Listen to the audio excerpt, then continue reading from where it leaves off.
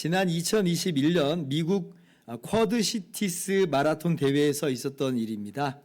케냐 출신의 유명 마라토너 2명이 마라톤 중간까지 1등, 2등을 다투다가 그만 코스 이탈로 실격 처리가 되어서 안타깝게 탈락하는 그런 사건이 있었습니다. 사진을 한번 제가 갖고 봤어요. 이 대회입니다. 마라톤에서 흔하진 않지만 간혹 있는 일이라 그래요. 그런데 이 경우에 이슈가 되었던 이유가 특별히 있었습니다. 그게 뭐였냐면 코스 안내를 맡은 자원봉사자가 방향 전환 지점인데 자전거를 타고 그냥 직진을 해버린 거예요. 그러니까 이 선수들이 1등, 2등을 다투던 그 선수들이 아무 생각 없이 그 자전거를 따라가다가 그만 코스를 벗어난 거예요. 황당하죠? 얼마나 억울하겠어요. 지금 1등을 다투고 있는 선수들이었어요. 세상에 길 안내를 맡은 자원봉사자가 딴 길로 갈 거라고, 딴 길을 안내할 거라고 누가 생각이나 할 수 있었겠어요. 그런데 이제 규정은 규정인 것이고 그대로 탈락을 해가지고 우승은 그냥 어부지리로 딴 사람에게로 돌아갔습니다. 오늘 본문에서 만나는 갈라디아 교회의 성도들의 모습이 이와 굉장히 유사하다라고 할 수가 있을 것이에요. 7절 말씀 같이 봅시다. 너희가 다름질을 잘 하더니 누가 너희를 막아 진리를 순종하지 못하게 하더냐 그러죠. 사도 바울께서 그리스도의 은혜의 복음을 갈라디아 지역에 전했고 이 갈라디아 교회 성도들이 그 은혜의 복음을 들은 거예요. 그리고 아멘 하면서 예수님을 자신들의 주와 구원자로 믿었습니다. 당시에 우상이 만연한 그 세계 속에서 믿음을 가지기란 또 그리고 그 믿음을 지키기란 쉽지 않았을 것인데 그런데 이 갈라디아 성도들은 믿음을 가졌고 그리고 그 길을 잘 걸어간 거예요. 주변에 유혹도 있고 다른 때로 핍박들도 있었지만 그러나 다름질을 정말 잘했습니다. 그래서 어쩌면 바울 사도에게 그들의 모습은 기쁨이었고 또 뿌듯함이었을 것이에요. 근데 어느 날 보니까 이들이 코스에서 이탈한 거예요. 오직 예수님을 믿음으로 우리가 거저 의롭다 하심을 얻었다라고 하는 이 은혜의 진리에서 이탈해버린 겁니다. 그러면서 오직 예수님을 믿는 것만으로는 안 되고 할례도 받고 그래서 율법도 지켜야 진짜 구원받는 거야 라고 생각하기 시작한 거예요. 왜 그렇게 되는가 할 때 그것은 그렇게 가르치는 거짓 교사들이 갈라디아 지역 교회에 와서는 성도들을 그렇게 가르치고 성도들을 그렇게 설득한 거죠. 제 길로 안내해야 해야 될 사람들이 하나님의 말씀을 바르게 가르쳐야 될 그 사람들이 마치 그 자전거 탄 그 자원봉사자처럼 도리어 전혀 엉뚱한 길로 이 갈라디아 교인들을 안내하게 된 것이죠. 사도 바울께서는 분명히 이야기합니다. 8절 그 권면은 그 거짓 교사들의 설득은 이 말이에요. 그 권면은 너희를 부르시니 즉 하나님께로부터 난 것이 아니니라. 9절 같이요. 적은 누룩이 온 덩이에 퍼지느니라. 마치 적은 누룩을 이 밀가루 반죽에 넣으면 이게 얼마 안 가서 그 반죽 전체가 다 부풀어 오르잖아요. 마치 그런 것처럼 거짓 교사들을 받아들이고 그들의 거짓 가르침을 너희들이 용인한 결과 지금 너희가 온통 잘못된 길로 가게 되었다는 것이에요. 너희가 온통 잘못된 길로 가고 있다. 적은 누룩이 온 덩이에 퍼지느니라. 그러니 어떻게 하라는 거예요? 적은 누룩이라도 있으면 반죽 전체를 다 부풀게 하니까 그 조그만한 누룩이라도 다 없애라는 얘기예요. 즉, 이 잘못된 거짓된 가르침이 너희 마음 가운데 발도 붙이지 못하게 할 것이고 당연히 그 거짓 복음을 조금이라도 따라가지 말 것이며 심지어는 그 어지럽게 하는 사람들을 내보내라는 거예요. 내보내라. 왜냐하면 그것 따라가다가는 함께 망하게 되거든요. 10절 너희를 요동하게 하는 자는 누구든지 심판을 받으리라. 여러분 분명히 이 거짓 교사들은 이중의 심판을 더 중한 심판을 받을 것입니다. 먼저는 자신들의 죄값을 완전하게 다 치르신 예수님의 십자가 대속을 그 효력을 부인하는 것이기 때문에 자기 행위에 따라서 자신의 죄에 따라서 하나님의 의의 심판을 받을 것이고요. 거기에 더해서 다른 사람들을 자기처럼 멸망으로 이끌게 되니까 마치 소경이 소경을 이끄는 그런 형국이니까 그에 따른 심판을 더 받을 거예요. 더 중한 심판을 받을 것이다. 그래서 이 거짓 교사들을 용인하고 내버려 뒀다가는 이 갈라디아 교인들이 함께 심판받아 멸망하게 되니까 뭐라는 거예요? 내보내라. 그래서 지난주에는 뭐라고 말씀드렸어요? 그 여종과 아들을 내쫓으라 그랬죠. 목사님, 기독교는 사랑의 종교인데 그거 너무 심한 거 아닙니까? 다 받아줘야 되는 거 아닙니까? 제가 예전에도 한번 말씀을 드렸다시피 여러분 구도자적인 자세, 진리를 찾고 있는 그런 사람이라면 괜찮다 했습니다. 우리가 그런 사람들은 기다려줘야 되고 또 사랑으로 품어줘야 돼요. 왜냐하면 진리를 배우고 싶어하는 것이고 또 진리를 배우는 과정이니까 아직은 잘 몰라서 그런 거니까. 그러나 교사라면, 그러니까 선생이라면 이건 전혀 다른 이야기예요. 하나님의 말씀을 소위 가르친다라고 하는 사람이면 전혀 다르다는 얘기예요. 이 사람들은 왜냐하면 그 잘못된 이 가르침으로 사람들을 설득하는 거거든요. 멸망의 교훈으로 이끌어서 결국 함께 망하게 되는 거거든요. 여러분, 성경은요 그런 사람들까지 용납하고 받아들이라 결코 그렇게 말씀하지 않습니다. 신약 성경 저자 중에 그렇게 사랑을 강조하여 말하는 저자가 있습니다. 누구요? 사도 요한. 사도 요한의 그 편지들을 보면 그렇게 사랑을 많이 강조를 해요. 그러나 그 사도 요한조차도 거짓 교훈을 가르치는 사람은 결코 용인하지 않습니다. 요한 2서 1장 10절 한번 볼까요? 자, 누구든지 이 교훈, 즉 그리스도의 교훈을 가지지 않고 너희에게 나아가거든 그를 집에 들이지도 말고 인사도 하지 말라. 11절 같이요.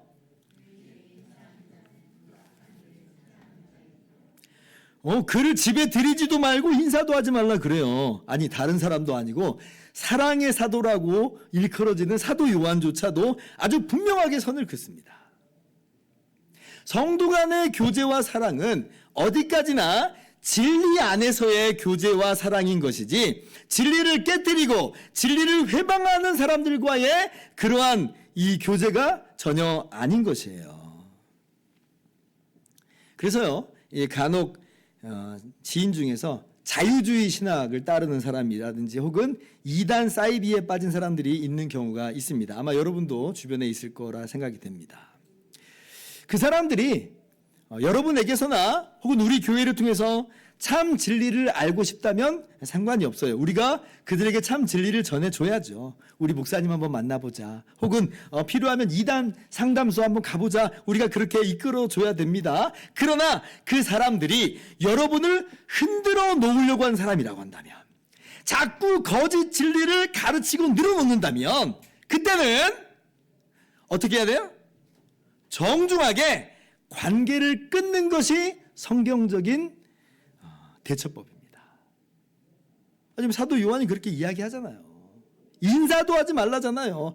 여러 인간관계에 얽혀 있다고 해도, 그래서 야박하게 좀 보일 수 있어도 끊으세요.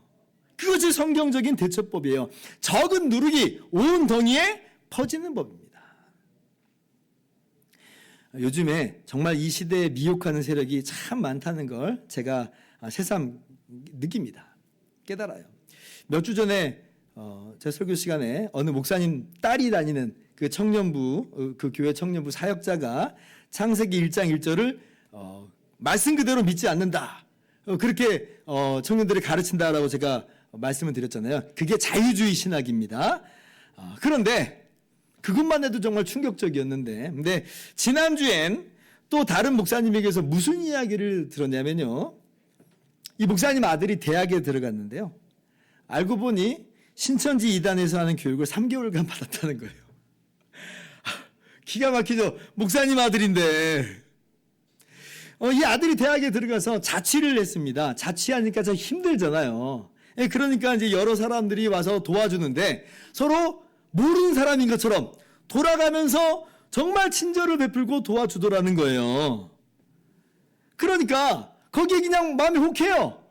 그리고 성경 공부하자고 그러니까 아니 뭐 성경 공부돼 좋지 뭐 하면서 별 의심 없이 그 따라가서 교육을 받았답니다. 근데 받다 보니까 좀 이상하더라는 거예요. 그래서 이제서야 3개월이 지났는데 이제서야 아버지한테 이야기한 거고 딱 들어보니까 신천지예요. 기가 막혀요. 그래서 이제 관계도 끊고 발길도 끊기로 했는데 아빠 입장에서는 너무 걱정이 된답니다. 왜냐하면 벌써 여러 인간관계로 얽혀있는 그런 모습이 되어버렸거든요. 칼처럼 끊어야 되는데 아들이 과연 잘할 수 있을까?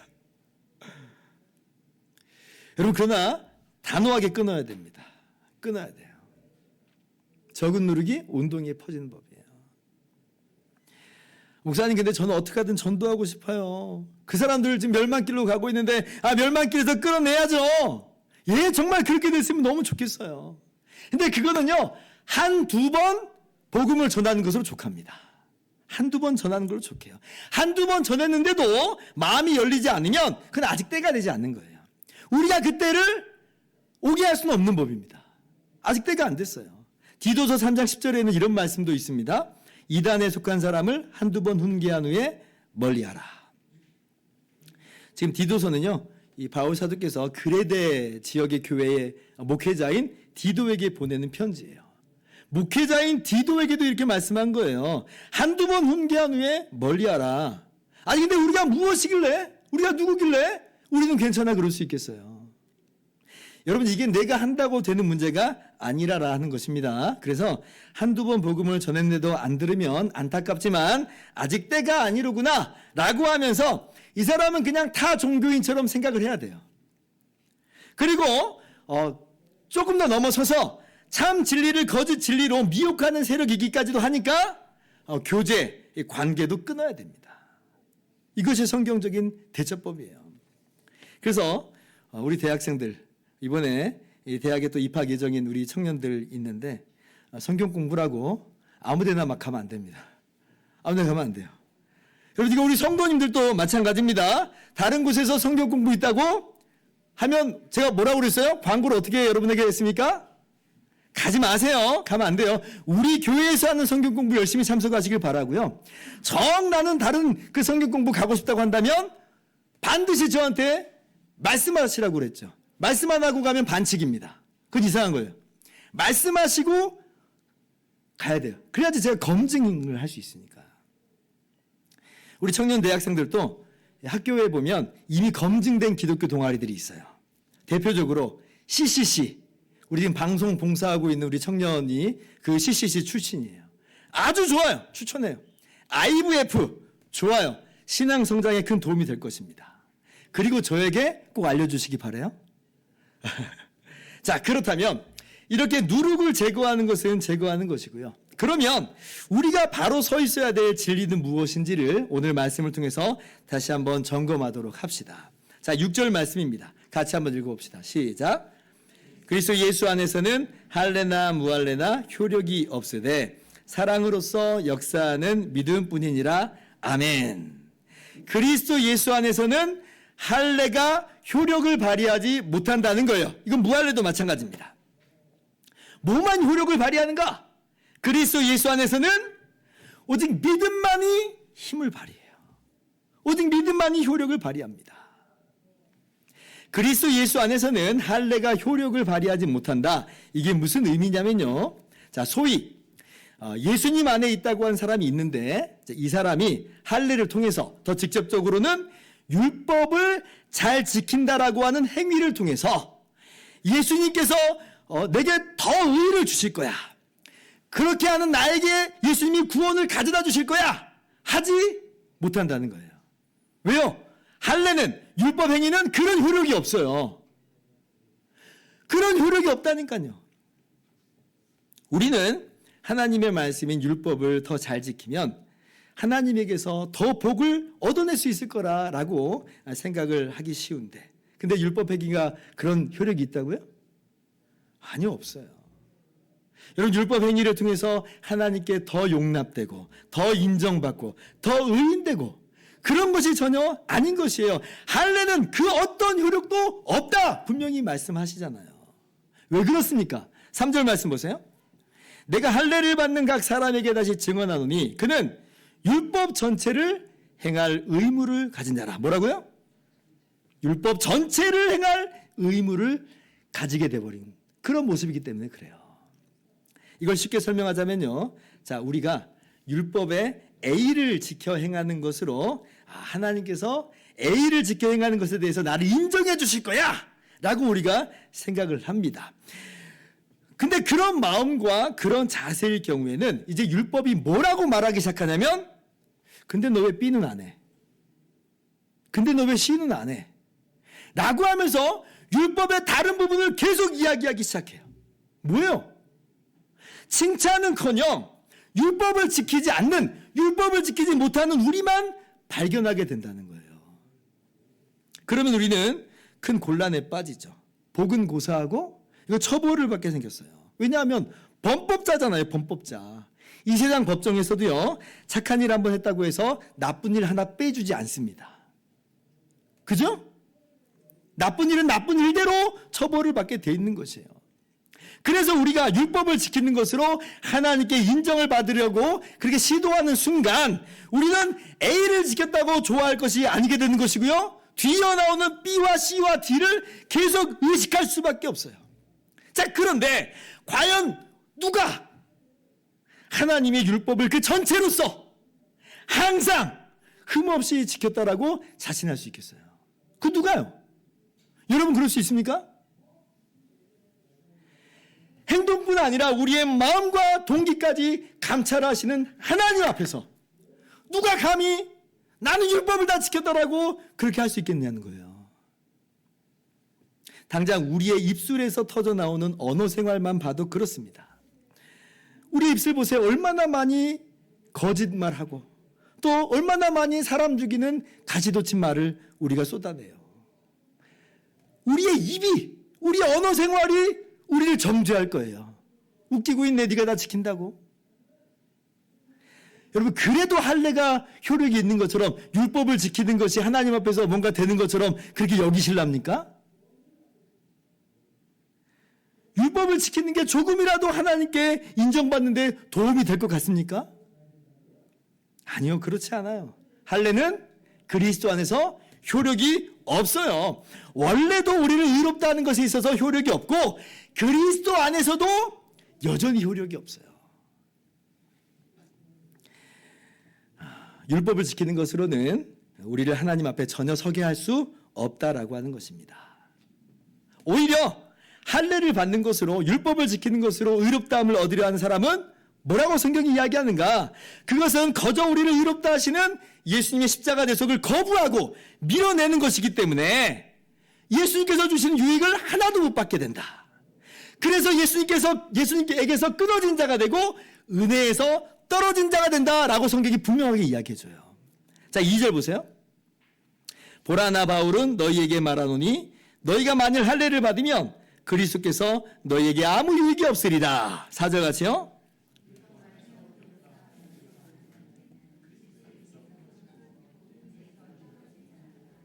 아멘. 율법 행위로 의롭다함을 얻으려고 하는 것은 결코 그리스도의 은혜와 양립할 수 없다는 거예요. 은혜를 은혜답게 하지 못해요. 은혜는 말 그대로 은혜가 은혜인 것이지 거기에 율법 행위를 조금이라도 섞는 순간 그것은 더 이상 은혜가 아니게 됩니다. 은혜를 패하게 되는 것이에요. 로마서 11장 6절은 그래서 이렇게 말씀하죠. 만일 은혜로 된 것이면 행위로 말미암지 않음이니 그렇지 않으면 은혜가 은혜되지 못하느니라. 은혜와 율법 행위는 양립할 수가 없어요. 하나님 앞에 의롭다함을 받는 데 대해서 양립할 수 없는 거예요. 내가 율법을 지키는 것으로 의롭다함을 얻을 수 있다?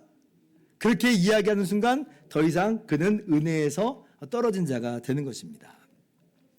우리가 지금까지 갈라디아서를 12주간 내에 이렇게 걸쳐 듣고 있는데 근데 아직도 우리 마음 가운데 율법 행위가 율법을 잘 지키는 것으로서 효력이 조금이라도 된다라고 여기고 있다면 여러분 그건 뭐냐면 진짜 우리가 얼마나 율법주의 기독교에 찌들려 있는가 하는 것을 잘 보여주고 있는 거예요.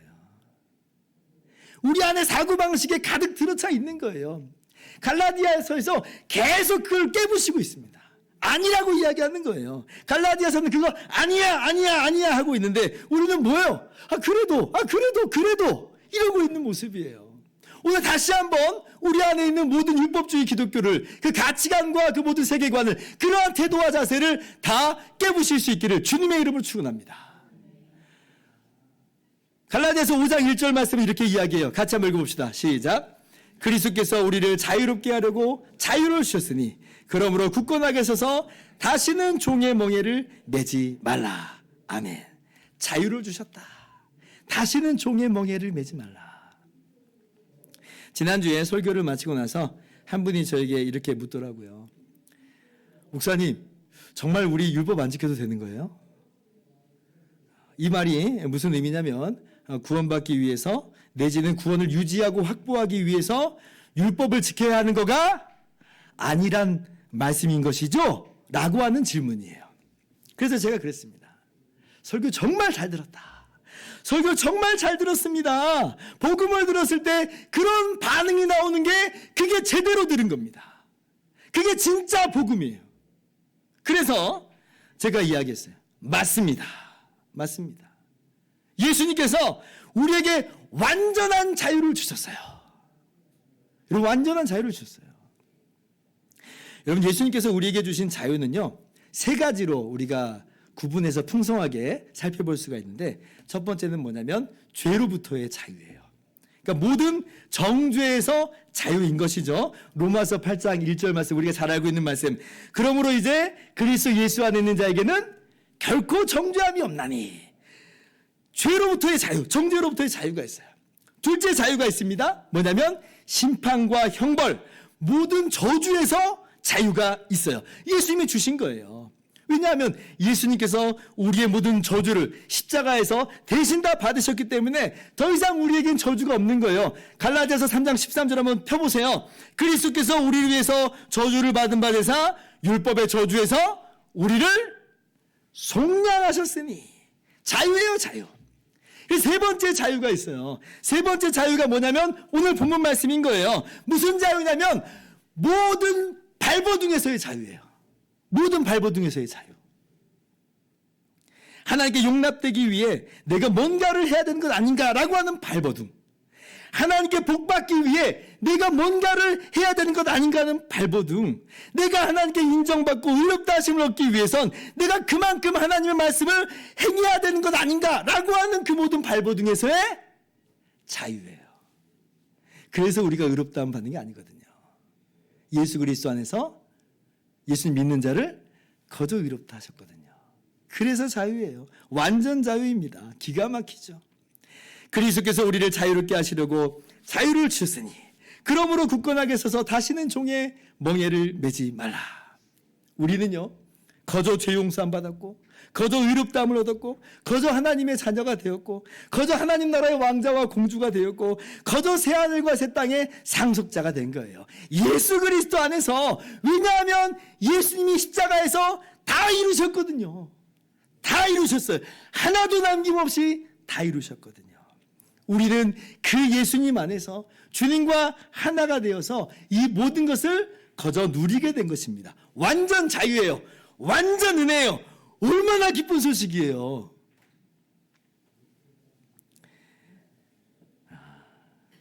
정말 이러한 기쁨이, 이러한 감격이 우리 안에 가득 넘칠 수 있기를 바랍니다. 그리스도 예수 안에서 거저 주신 선물이에요. 여러분, 구원은 우리가 하나님께 뭔가를 해드림으로 받는 임금, 급료가 아닙니다. 심지어 하나님께 미리 받은 임금도 아니에요. 하나님께서 우리에게 구원을 주시고 막 부려먹으시려고 하는 거 아니라는 거예요. 대출금도 아닙니다. 하나님께 조금씩 갚는 것도 아니에요.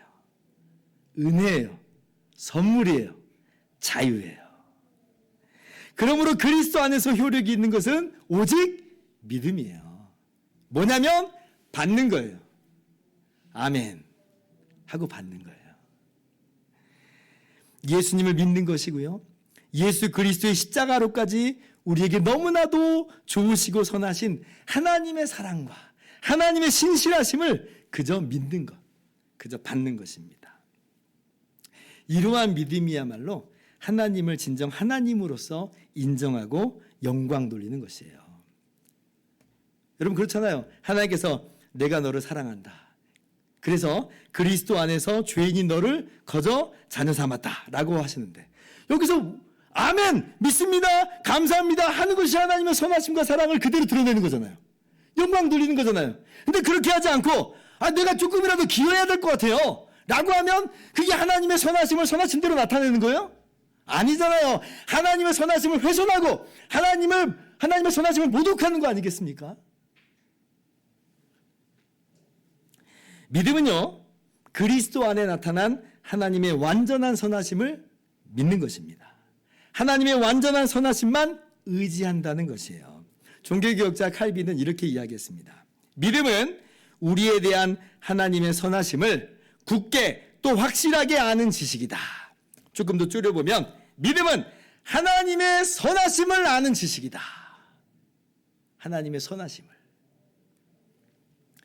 그리스도 예수 안에서는 이 믿음만 효력이 있습니다. 이 믿음이 힘이 있는 거예요. 한마디로 받으면 되는 거예요. 왜냐하면 예수님께서 십자가에서 완전히 다 이루셨기 때문에 그렇습니다. 우리는 믿기만 하면 되는 것이에요. 근데 그렇지 않고 뭔가를 섞으려 하면 오히려 그것이 주님을 모독하는 것이고 주님의 사역을 부인하는 모습입니다. 오직 믿음이에요. 갈라디아서 2장 16절입니다. 사람이 의롭게 되는 것은 율법의 행위로 말미암음이 아니요 오직 예수 그리스도를 믿음으로 말미암는 줄 알므로 우리도 그리스도 예수를 믿나니 이는 우리가 율법의 행위로서가 아니고 그리스도를 믿음으로써 의롭다함을 얻으려 함이라. 율법의 행위로서는 의롭다함을 얻을 육체가 없느니라. 로마서 3장 28절 같이 읽습니다. 시작.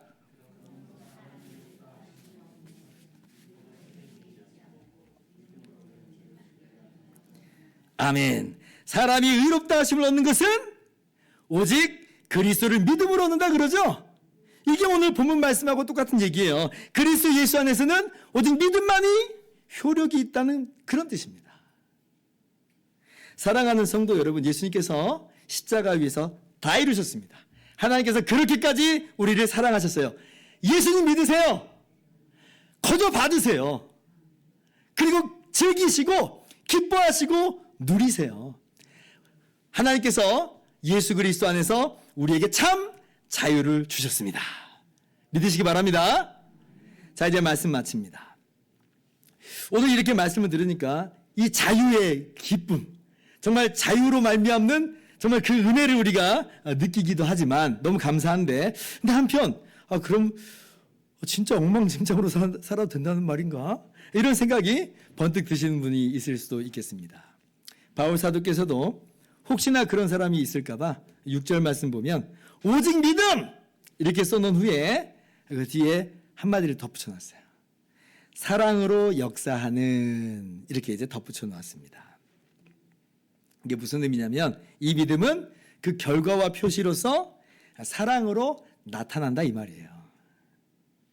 그래서 우리가 이 부분에 대해서는 다음 주부터 말씀을 따라서 나눌 것입니다. 왜냐하면 바울 사도께서 이 오직 믿음을 1장부터 5장까지 계속 강조하고 마지막에 이제 5장 13절부터는 사랑으로 역사하는 이 내용을 이제 다루기 시작하거든요. 그래서 다음 주부터 그 의미를 조금 더 우리가 함께 살펴보도록 하겠습니다. 다만 오늘은 자유를 방종으로 오해하지 않도록만 그렇게 짓는 것으로 충분할 것 같아요. 그러니까 사랑으로 역사하기 마련이라는 것이죠. 그러므로 오늘 말씀의 핵심은 그리스도 안에서는 오직 믿음만이 효력이 있다. 여러분 꼭 기억하시기를 바라요. 할례 아닙니다. 율법의 행위 효력을 발휘하지 못해요. 오직 믿음만이 효력이 있어요. 요한복음 8장 36절 그러므로 아들이 예수님이 너희를 자유롭게 하면 너희가 참으로 자유로우리라. 아멘. 이 예수님을 오직 믿음으로 거저 의롭다함을 받았다는 이 복음 진리로 말미암아 하나님의 은혜를 은혜답게 누리시고 하나님이 주시는 참 자유를 누리시고 정말 기뻐하시는 저와 여러분 되기를 주님의 이름으로 축원합니다. 우리 함께 찬양하고 기도하는 시간을 갖도록 합시다. 나는 용서받았네, 이 찬양이에요. 믿음이 없이는 기쁘시게 못하나니 하나님께 나아가는 자는 반드시 그가 계신 것과 또한 그가 자기를 찾는 자들에게 상 주시는 이심을 믿어야 할지니라 그래요. 우리 믿음으로 나아가는 것을 하나님께서 원하세요. 하나님의 사랑, 하나님의 신실하심, 예수님이 다 이루신 것 믿으세요. 우리의 공로로 나아가는 거 아니에요. 하나님의 선하심을 믿고 의지하면서 나아갈 때 우리는 하나님의 기뻐하심이 되고 하나님께서 항상 우리를 용납해 주십니다. 찬양합시다. 나는 용서 받았네, 살아계신 아버지 사랑으로 용납되고 정죄함 없네, 신실하신 아버지 사랑으로 온 세상 구주 창조 주께 나갈 때 두려움 전혀 없네, 주께 예배 드릴 때에 기쁨과 평화. 다시 한번 나는 용서받았네, 나는 용서 받았네, 살아계신 아버지 사랑 그리스도의 십자가 안에서 용납되고 정죄함 없네, 진실하신 아버지 사랑으로 온 세상 구주 창조 주께 나갈 때 두려움 전혀 없네, 주께 예배 드릴 때에 기쁨과 평화